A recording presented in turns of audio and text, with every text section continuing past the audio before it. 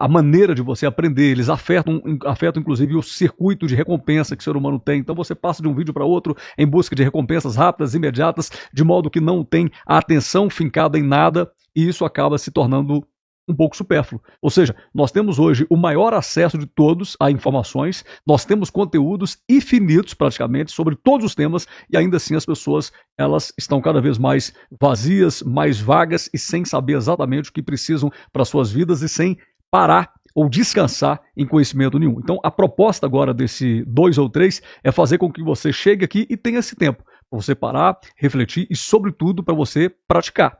Porque o conhecimento, quando é apenas apresentado, quando ele é disponibilizado e você não pega esse conhecimento e transforma em prática, de nada vale. O conhecimento, quando é praticado, quando você começa a se envolver com aquilo que está sendo falado, você começa a manifestar dentro de você o interesse, ainda que inicialmente seja por curiosidade, mas isso se manifesta de tal modo que daqui a pouco você está participando, praticando, e aí você vai perceber que é o que vai fazer toda a diferença na sua vida. Como é que foi escolhido esse tema? Eu quero falar para você sobre um texto que é muito conhecido no meio cristão, e enfim, e esse texto ele vai nos dar base para esse nosso projeto. Antes da gente adentrar a ele, eu quero também fazer algumas observações que esse canal, desde o tempo de Curtas da Graça, ele foi criado para aquelas pessoas que querem o Evangelho, ou seja, as pessoas têm um interesse muito grande por Cristo, por Jesus, pela sua história, o Jesus da história, o Jesus histórico, também o Jesus espiritual. Elas têm um interesse por isso, um desejo de conhecê-lo, de viver aquilo que ele praticou, de estar mais perto de pessoas que pensam daquela maneira, mas elas não querem mais a religião. É possível isso?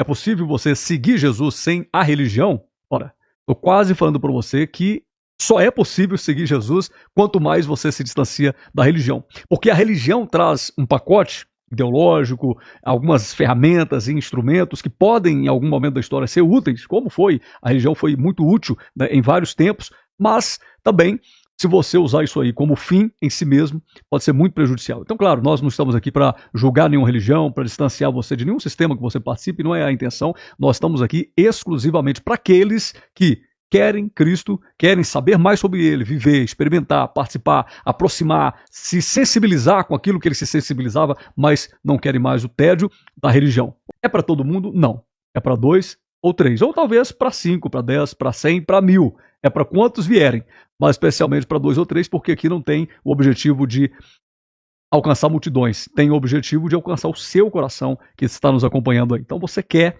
saber sobre o reino, é bom, você vive, você pensa, você fala sobre isso, você se aproxima, mas você não quer mais a religião. Então aqui você vai encontrar essa mensagem, aqui você vai encontrar a mesa das reconciliações, onde você pode vir, se alimentar, praticar, se envolver, alimentar outras pessoas, mas você não precisa ficar aqui para sempre. Você não precisa fazer disso aqui um sistema que vai te aprisionar. Ao contrário, a gente quer que você ganhe sustentação, se emancipe para que você ande com as suas próprias pernas e fale para outros 2 ou 3 sobre as coisas do reino. E esses outros 2 ou 3 também falarão para mais, e assim tem que ser. Todos livremente caminhando, sem nenhuma pedra de tropeço, sem nada que o aprisione. A intenção aqui é fazer com que você fortaleça as suas asas para voar. Não é criar em torno de si uma gaiola que geralmente é chamada de religião. Tá bom? Então vamos lá. O primeiro texto que eu quero conversar com você e apresentar é esse aqui, ó. Esse texto, deixa eu ver se eu consigo abrir ele mais aí. É Mateus capítulo 18. É muito lindo, né? E tem todo um contexto anterior, que daqui a pouquinho a gente vai falar. Mas basicamente eu quero ler apenas do 18 ao 20, para a gente já entrar no assunto que é da seguinte forma. Está escrito: em verdade vos digo, que tudo o que ligardes na terra terá sido ligado nos céus. E tudo o que desligardes na terra terá sido desligado nos céus. Em verdade também vos digo que, se 2 entre vós sobre a terra concordarem a respeito de qualquer coisa que porventura pedirem, ser-lhes-á concedida por meu Pai que está nos céus.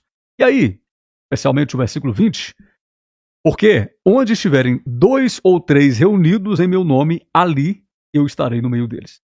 Esse texto ele é muito conhecido na religião, é um texto muito falado, propagado, mas com muita frequência é um texto que as pessoas interpretam erroneamente. O que acontece? Todas as vezes que a gente for ler algo no Evangelho, nós precisamos aprender a seguinte prática. Você tem que entender o que está dizendo o texto, o contexto imediato, ou seja, o que está nos arredores daquele texto, para quem aquilo está sendo falado, com quem está sendo comunicado e qual é a mensagem que está sendo entregue. Ou seja, para a gente ler algo, a gente precisa saber de um contexto e a gente precisa saber o que o texto na íntegra tem como mensagem. Porque senão, se você pegar só coisas isoladas, você sabe que essas porções isoladas, mutiladas, cortadas de pedacinho em pedacinho, podem servir inclusive para a Bíblia se transformar numa grande fonte de engano, numa grande fonte de desvios de propósitos, de imposição de medo, numa grande fonte de confusão mental, de estabelecimento de pequenos reinos aqui na Terra comandados por homens, tudo baseado em textos isolados. Você pega um negocinho aqui, um textinho ali, você vai fazendo uma grande malha de retalhos, né?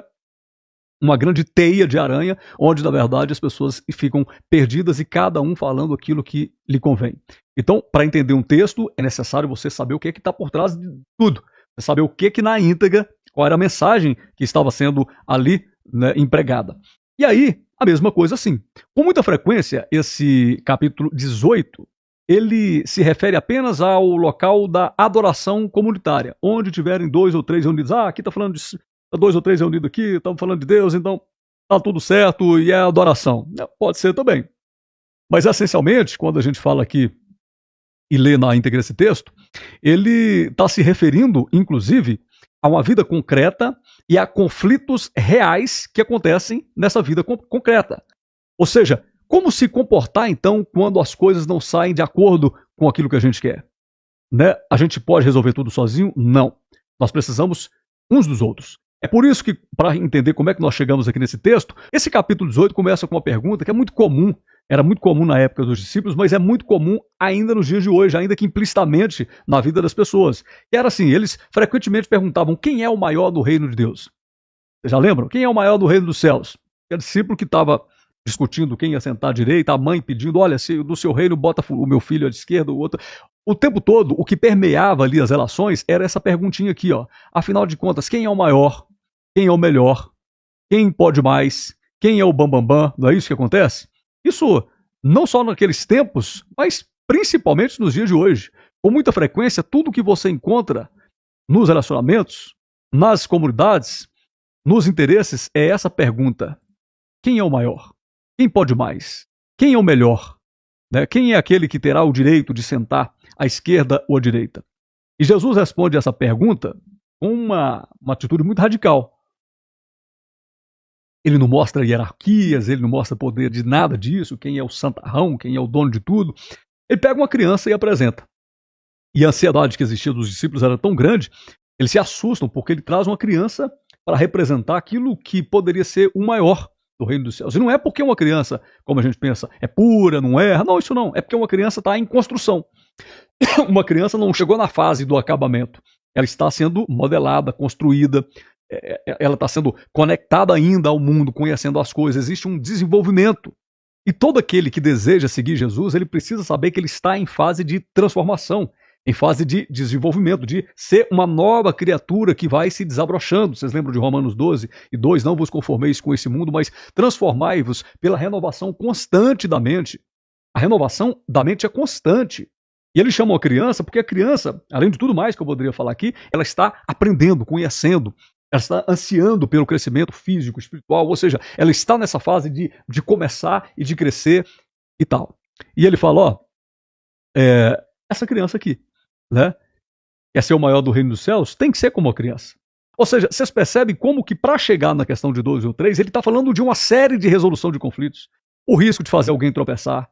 Ele está falando sobre a situação da criança, então esqueça a hierarquia, no reino maior é o que serve. Ele está falando sobre a parábola da ovelha perdida, o pastor que deixou 99 foi atrás daquela única que perdeu. Ele está falando do poder da união, se 2 de vocês concordarem sobre qualquer coisa que pedirem, no capítulo 18, versículo 19. Então, quando ele chega nesse texto que a gente leu, antes de falar sobre a presença de 2 ou 3, ele falou sobre o cuidado e zelo com o pequeno, ele falou sobre a necessidade da humildade, é você não ter olhos altivos, é você não achar que você manda de cima para baixo, você achar que, você entender que aqui, meu irmão, todo mundo é a mesma coisa, daqui a pouquinho todos voltam pro pó, não tem deuses no sentido de gente melhor do que o outro, não. É você ter a concordância, você tem que estar no lugar, não que você vai concordar sempre um com o outro, mas o espírito, a ideia central daquilo que você está fazendo, ela sim, existe um entendimento único, um mesmo entendimento, conforme depois Paulo também orientou aos filipenses, a busca daquele que se perdeu, ou seja, se importar também com o próximo, não é reunir 2 ou 3 de qualquer maneira, mas se importar mesmo com o que é que o outro está vivendo. Né? O confronto honesto com o pecado, e aqui pecado, a religião sempre ensinou que pecado muitas vezes é só quando você, principalmente na religião, tem a ver com sexo, tem a ver com ir de festa, tem a ver com beber, cerveja, não. O pecado é você errar o alvo, ou seja, quando você se distancia do quadro de forças, é quando você se desconecta daquilo que você deve ser, que você nasceu para ser. Então, eu bebo moderadamente o meu vinho, por exemplo. Sempre bebi, nenhum problema. A partir do momento que eu começo a beber o meu vinho, a minha cerveja, com uma intensidade tal que eu passo a me perder de mim mesmo, eu não tenho mais sobriedade, aí eu me desviei do propósito. A partir do momento que eu começo a utilizar aquilo que foi deixado para a minha vida como prazeres proporcionados por Deus mesmo, nos relacionamentos, então, quando eu uso tudo isso para usar as pessoas por prazer imediato, pro hedonismo, para me vangloriar, para maltratar, para me exagerar, para julgar, eu começo a errar o alvo. Por quê? Porque o alvo não era esse. Aquilo que fora estabelecido por Cristo para mim é um outro caminho, um caminho de excelência. Então, quando eu passo a viver essa vida desconectada desse propósito inicial pelo qual eu estou aqui, eu então estou vivendo em pecado. E tem muita gente se gabando, achando que não peca, e o próprio João falou, quando você fala que você não peca, você peca o tempo todo. Agora, você tem um advogado para isso. Por quê? Porque a gente peca acidentalmente, é lógico que nós pecamos todos os dias, né? Porque a gente é ser humano, a gente é carne, o pecado habita em nós, mas através daquilo que foi feito por Cristo, nós temos um alvo e um objetivo e somos transformados dia após dia até chegar, né? E um dia chegaremos na estatura de varão ou perfeito. Então, percebam uma coisa, antes de falar sobre a presença, 2 ou 3, ele fala sobre esse confronto honesto, né, com o pecado. Tem que ser honesto, por quê? Porque senão, quando você começar a achar que o pecado é só do outro, né, que é só o outro que erra, você nunca melhora, você nunca pede perdão, você nunca perdoa. Então tem que ter esse confronto honesto. E aí, Paulo depois fala o seguinte, olha, examine o homem a si mesmo. Confronto honesto não significa que eu vou julgar as pessoas que estão assistindo essa transmissão ou que vão participar das reuniões presenciais. Confronto honesto é o seu confronto com você mesmo. Examine o homem a si mesmo. Eu me examino, não é ninguém de fora para me julgar e nem eu tenho autoridade para julgar ninguém. Então, aí finalmente, depois de tudo isso, ele chega no capítulo 18 e 20, onde ele vai falar de 2 ou 3 reunidos em seu nome. E aí, também não está falando sobre uma epifania mística ou mágica. Ele está falando sobre um grupo de pessoas reunidas para resolver conflitos, problemas, resolução real, vida real, problemas concretos, gente ajudando gente, gente ensinando, pessoas aprendendo, enfim. Quando ele entra nesse assunto, aí sim nós entendemos qual que é o propósito de 2 ou 3 reunidos e o que é estar reunidos em nome dele. Então vamos lá. A gente chega finalmente no 19 e 20, o verso diz na integralidade. É uma sequência lógica, né? Como eu falei para você, não é um texto isolado, ele vem de uma série de reivindicações, de propostas de Cristo, e aí chega nesse momento que ele diz. Porque onde estiverem 2 ou 3 reunidos em meu nome, ali eu estarei. Então nós temos aqui o primeiro momento. Onde tiverem 2 ou 3 reunidos, a palavra grega para reunidos, conforme você está vendo aí nesse destaque que eu fiz aqui, ó, é uma palavra... Opa, deixa eu... agora deu. Isso aqui que eu estou tentando fazer desde o início, mas agora deu. Então, o primeiro ponto, quando ele fala 2 ou 3 reunidos, aqui nós estamos diante de uma mensagem que leva luz sobre trazer juntos, estar juntos, reunir-se, congregar-se, ou seja, não é orar ou rezar separadamente, cada um no seu, isso também é muito útil. Mas aqui no contexto do 2 ou 3 é estar em comunhão, estar presente, estar com as pessoas, estar ao lado das pessoas. De repente, naquele tempo não tinha a rede social, não tinha o Meet, não tinha o Zoom, não tinha as possibilidades que a gente tem hoje. Então era só presencialmente mesmo. Mas, às vezes você me ouvindo do outro lado, nós estamos aqui numa comunhão. Eu falo, você ouve, você conversa comigo, daqui a pouquinho a gente se entende. Ou seja, aqui quando ele diz 2 ou 3 reunidos, está falando sobre estar com as pessoas. Tem uma importância muito grande essa coisa do estar com as pessoas. Ninguém nasceu para viver numa ilha. É muito ruim para a gente fica egoísta, a gente começa a não perceber mais as dores do outro, a gente passa a achar que o mundo é apenas aquele nosso mundinho, de modo que a gente desenvolve até sentimentos mesmo assim de isolamento, ou sentimentos de superioridade, porque ninguém presta pra gente. Eu prefiro os animais do que as pessoas, os animais são mais compreensíveis, e mentira. Tudo isso aí são argumentos que nós criamos para manutenção do nosso egoísmo. Então, o evangelho, ele propõe comunhão, ele propõe congregação, não no sentido de instituição qualquer, mas no sentido de pessoas em volta da mesa, pessoas partindo o pão, pessoas dando graça. Vocês lembram lá de Atos dos Apóstolos, o que acontecia? O que eles faziam? O tempo todo se reuniam nas casas, de vez em quando se reuniam também nos templos, é o que tinham naquela época, se reuniam nas igrejas subterrâneas, se reuniam nos quintais, nos lugares, nas praças, mas eles estavam se reunindo no partir do pão, na comunhão, no ensino da palavra, eles estavam se reunindo na oração. Então, percebam, 2 ou 3 reunidos. É importante isso aqui no reino. A gente perde, às vezes, essas oportunidades, mas isso faz bem para o coração. Eu me sinto muito bem quando eu estou com um amigo meu, a gente está em torno do evangelho, a gente fala, é o mesmo propósito, a mesma concordância, o mesmo sentimento. Ou quando eu estou com pessoas na minha casa ou em qualquer outro lugar. Enfim, quando eu estou participando do que é chamado de reunião de pessoas. O evangelho não é nenhuma proposta de um caminho solitário. Mas é um caminho, vocês lembram? O próprio Cristo, ele pegou logo 12, vamos embora, vamos todo mundo junto. E no caminho vocês vão multiplicar. Agora, é importante que 2 ou 3 estejam reunidos. Podem vir mais? É óbvio que sim. Podem vir 100, 200, 300. Isso vai impedir as pessoas de entender, de perceber, de se alimentar, de sustentar o coração com a palavra? Não vai de maneira nenhuma, não. Mas é importante saber que aqui a gente está falando de 2 ou 3. Ou seja, para eu estar fazendo essa transmissão aqui com vocês, eu não preciso de uma multidão assistindo. Eu preciso saber que tem pessoas que estão em comunhão comigo. Estão, ainda que não fisicamente, mas que estão com a mesma sensibilidade, com a mesma sintonia que eu. Ou seja, que estão participando da mesma temperatura espiritual que eu. Estão com alinhamento mental, ou seja, estão basicamente em busca daquilo que eu também estou em busca. Existe uma conexão entre nós. E aí, então o primeiro ponto, o primeiro requisito é reunidos, não tem a ver com a reunião, é importante que a gente faça isso. Você não precisa frequentar templo, igreja, se você não quiser, mas você precisa estar com pessoas. E aí vem o segundo critério aqui, que é reunidos em meu nome. Tá vendo aqui, ó? Reunidos em meu nome. Agora vejam só, o que é estar reunidos em meu nome? Muitas pessoas acham que estar reunidos em nome dele, e eu vou falar mais pra frente sobre isso, daqui a pouquinho eu vou falar especialmente sobre isso. Tem muitas pessoas que acham que reunidos em nome dele é o nome Jesus, J-E-U-S-S, está presente. Então, se eu estou aqui com uma galera e aí a gente está cantando, falando Jesus daqui, Jesus dali, então ele está no meio. Não.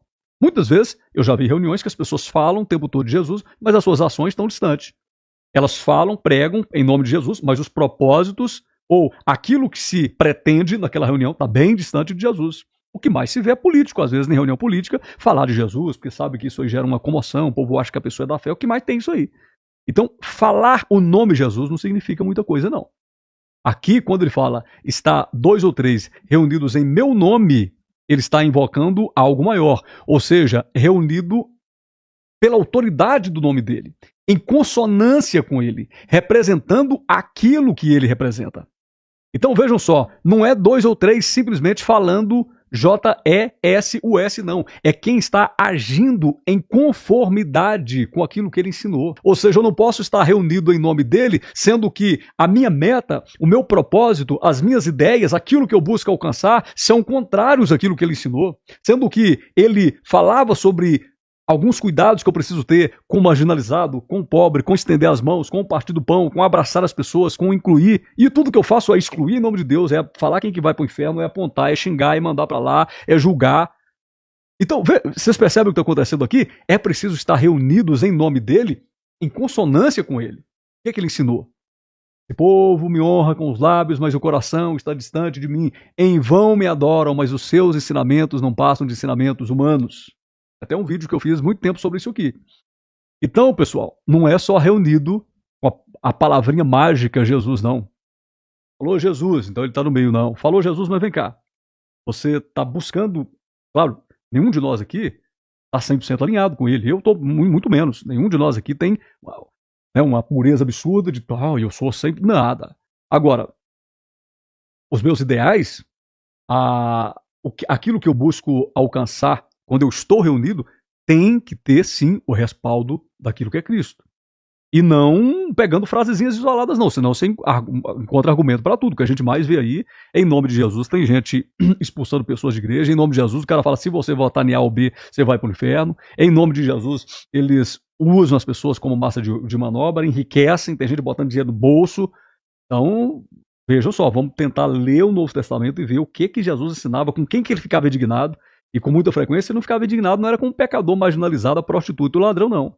Ele ficava indignado era com o sujeito que estava usando o templo para manipular. Ele ficava indignado lá em Mateus 23, com a liderança religiosa, os santarrões, que por fora pareciam agradáveis, lindos, maravilhosos, mas por dentro estavam cheios de ossos e rapinas, tal como o sepulcro caiado.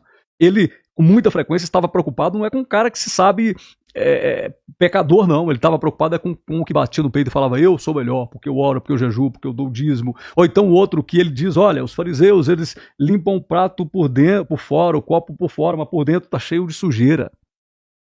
Então, o alinhamento com Cristo, eu não viver uma vida que eu finjo ser uma pessoa que eu vejo. Jesus não está interessado em ninguém fingir nada. Todo mundo aqui é humano, todo mundo aqui erra, todo mundo aqui é pecador.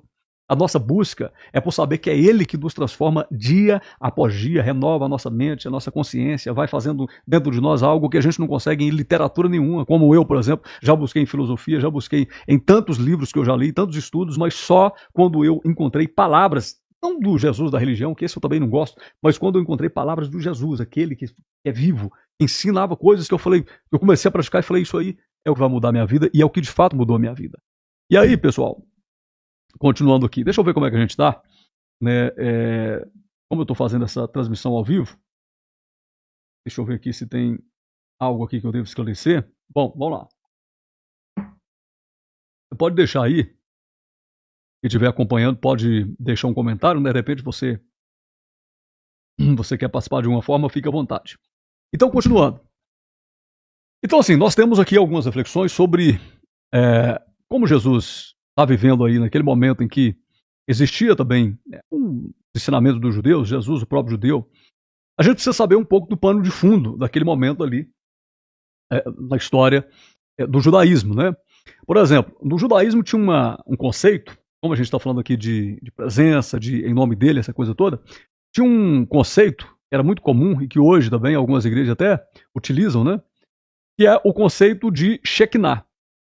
Aqui, ó, os judeus usavam muito esse termo.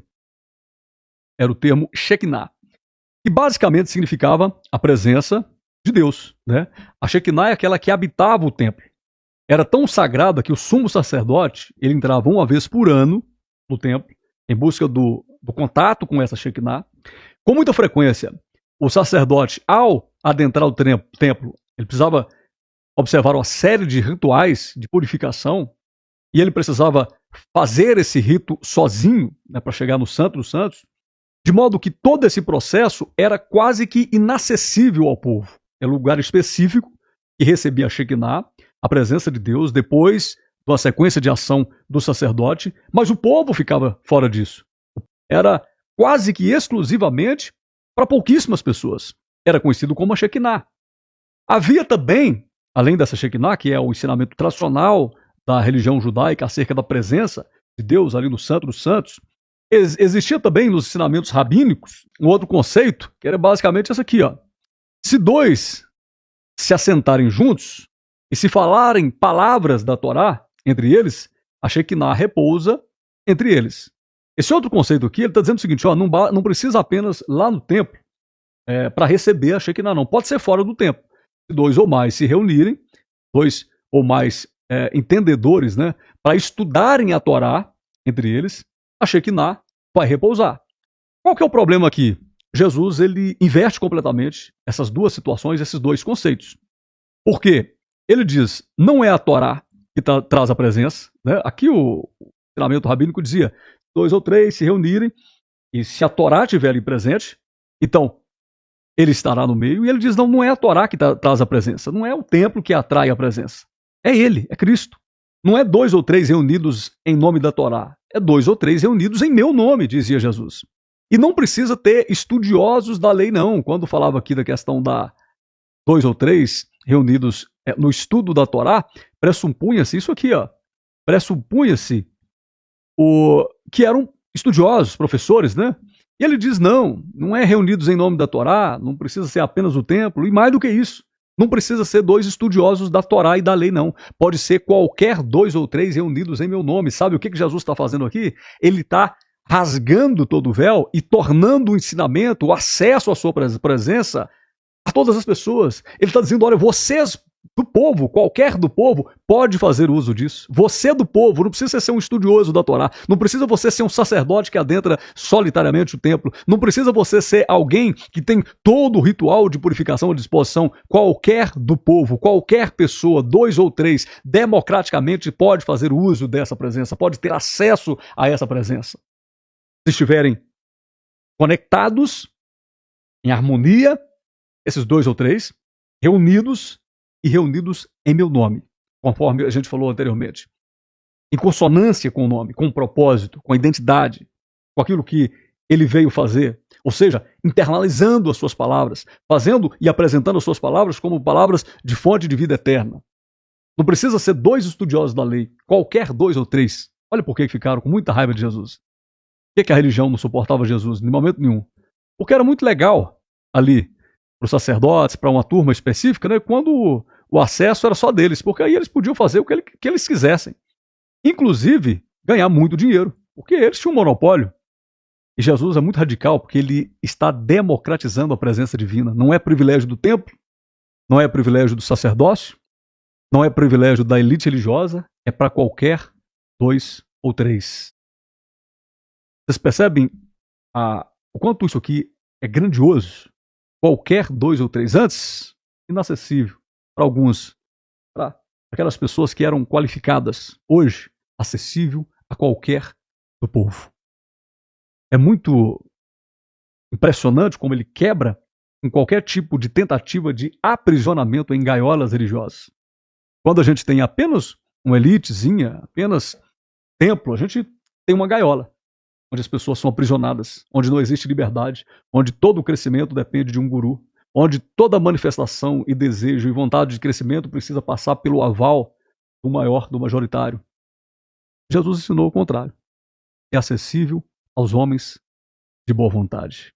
Aqueles que estão cansados e sobrecarregados, assim como eu muitas vezes na minha vida estive, aqueles que estão com fardos pesados, todos eles.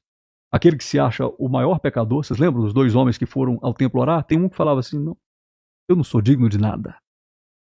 Ele é acessível ao ladrão da cruz, todo perdido, todo arrebentado, mas ele olhou e falou, olha, quando chegar lá, lembra de mim. É acessível a qualquer coração que tem vontade de viver e de experimentar. De repente você que está me acompanhando aí agora, tem dois ou três, você e eu, nessa live. Pode ser que chegue mais alguém, para mim tanto faz. Se você tem um desejo profundo de aproximar disso e conhecer e começar a perceber que isso é familiar, que você também pode aproximar, se você tiver essa vontade, faz esse experimento enquanto a gente está conversando. Agora, ele democratiza a presença divina, não é privilégio. Você também pode. E nós, ao longo dos últimos anos, passamos por muitos debates acerca disso. A intriga teológica. Mas como é que Jesus pode estar presente? Eu tinha separado aqui, mas não vou falar tópico por tópico. Mas, por exemplo, a Igreja Católica tem aquela questão da Jesus liturgicamente presente na Eucaristia. Calvino, Lutero, o protestante clássico, né? Jesus através do Espírito Santo, não é uma presença física, mas uma presença real e tal. Aí o pessoal da igreja moderna, não, onde há fé, reunião e tal, votos, aquela coisa toda. Os anabatistas foram grupos históricos que surgiram falando sobre o protestantismo histórico. E aí Jesus estava presente nas comunidades de 2 ou 3 também, onde há perdão, cuidado mútuo, justiça. Então ali Jesus está, a presença ética. Bom, a história e a teologia, ela tem muita coisa para debater sobre isso. Agora, Jesus, como ele nunca se preocupou em explicar nada, né, ele não está prometendo uma explicação teológica. Ele está prometendo isso aqui, ó. Ele está fazendo uma proposta prática. E por que eu falo isso? Porque a tendência humana é pensar, bom, se não tem um prédio, se não tem um sacerdote, se não tem um ritual, como é que nós vamos saber que Deus está aqui? Ninguém manda eu fazer nada, ninguém está mandando em mim.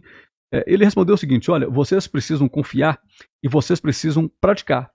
Né? Então, reunidos em nome dele não é uma fórmula mágica, não é em nome de Jesus, amém, no final da reunião, conforme eu coloquei aqui.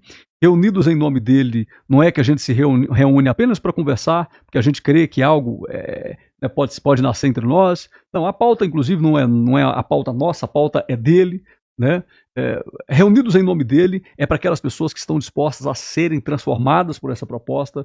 Ou seja, quando você olha para a sua vida e vê que você está perdido por si mesmo, então 2 ou 3 reunidos no nome dele não é para validar as crenças que a gente acredita, as ideologias, ou só de esquerda ou direita, vamos validar isso, não é para nada disso aí. 2 ou 3 em nome dele não é para a gente simplesmente confortar uns aos outros com churrasco, isso aí também é muito bom, mas não é para isso. Vejam só, 2 ou 3 em nome dele não é para a gente ter uma adoração a um líder, qualquer um que quer, não é para seguir ninguém, inclusive muito menos eu que estou aqui para transmitir uma mensagem para você. Agora, você não pode comprovar objetivamente que ele está ali, você tem que confiar e você precisa, sobretudo, praticar. É o que eu falei. Agora a gente chegou aqui nesse momento. Você precisa praticar. Como que você vai saber se ele está presente, se é verdade aquelas coisas? Você começa a praticar elas. Se o outro está praticando ou não, não interessa, você começa a fazer. A fé, ela é inútil se ela for... E nisso o Tiago acertou muito quando ele fala, a fé sem ações, ela é morta. Eu tenho muita fé, mas eu não faço nada, não vai adiantar. Conhecimento, da mesma forma, eu li, eu estou cheio de conhecimento, mas se você não alinhou isso, e se isso não contribuiu para você se movimentar, para você construir, para você lançar sementes, para você produzir, não adiantou nada. Então, tudo que está sendo falado aqui, inclusive as palavras de Jesus, elas requerem de você uma atitude. Elas requerem de você uma prática. E a prática é que vai validar se é verdade ou não. A prática é que vai trazer para você uma orientação se você está ou não no caminho certo. É a prática. Vocês perceberam? Então, não adianta uma explicação teológica. Como é que ele está presente entre nós? Um acredita sim, o outro acredita lá, o anabatista, mas não interessa. Como é que ele está presente entre nós? Ele se revela através dos frutos que são produzidos quando a gente começa a viver aquilo que ele ensinou. Olha só o que está dizendo aqui. Eu separei alguns tópicos. Jesus está presente, é por isso que ele fala que a gente conhece uma árvore, é por aquilo que ela produz. Jesus está presente quando existe menos máscaras, menos julgamento, mais compaixão, mais coragem de mudar, menos apego às próprias opiniões, mais cuidado pelo vulnerável, menos preocupação com status, mais perdão real, menos ressentimento porque faz mal para a gente. Se não há frutos, talvez a presença dele não esteja tão intensamente como você imagina, ou talvez você não esteja tão aberto a essa presença da maneira que você imagina que está. Então, você vai saber se a presença dele está ali, é se aquele ajuntamento tem feito ou produzido ou realizado algo que te leva a uma atividade, a uma decisão. E veja, aqui eu não estou falando de uma decisão emocional, nem de um sentimento, nem à espera de uma convocação que te faça, sem perceber, seguir. Sem perceber, sair distribuindo por aí a mensagem. Não, não é isso. Eu estou falando de uma decisão consciente. Você ouviu, você decidiu acreditar, você percebeu que faz sentido, você entendeu que não há outro lugar que você possa ir senão nas palavras dele que são de vida eterna. Você viu que os fardos que você carrega são pesados demais, então você tomou uma decisão. A partir de hoje eu entrego todo o meu peso a ele. E eu vou agora buscar primeiramente o reino e a sua justiça, porque eu sei que as outras coisas serão acrescentadas. Eu vou fazer isso. O que eu quero agora é realizar não as minhas próprias ações, mas eu quero abrir o meu coração para que se permita em mim a realização daquilo que é uma obra que só pode acontecer se for proveniente do Evangelho de Deus. Vocês estão percebendo? Aí sim, a vida vai fazer uma grande diferença para você. Vamos ver como é que está aqui. Bom, esse então é o nosso primeiro momento do nosso projeto 2 ou 3. A gente falou aqui sobre esse texto, mas tem tantos outros que eu quero tratar com você, né, se você estiver disposto. Eu quero te pedir algumas coisas. O que acontece? Para que outras pessoas encontrem o conteúdo que a gente está produzindo, o YouTube ele tem alguns instrumentos, né? E esses instrumentos são para, de certa forma, direcionar o algoritmo para entregar para aquelas pessoas que ainda não viram, aquelas pessoas que buscam materiais semelhantes a esse que está sendo produzido aqui. Então, toda vez que você, por exemplo, clica lá em gostei, naquele joinha, em curtir, ou você compartilha lá no grupo de amigos que você tem, né, voltados a esse tema. Não adianta você mandar esse vídeo aqui em grupos de futebol. Não, para aquelas pessoas ali, os 2 ou 3 que querem. Toda vez que você comenta, olha, Alex, eu estou aqui em tal estado. Então, por isso que eu queria que você comentasse aí, ó, eu estou com 2 ou 3, ou então, somos 2 ou 3. Comenta aí, somos 2 ou 3. Deixa esse comentário aí, somos 2 ou 3, para eu saber de onde é que você está me acompanhando, e até faça isso.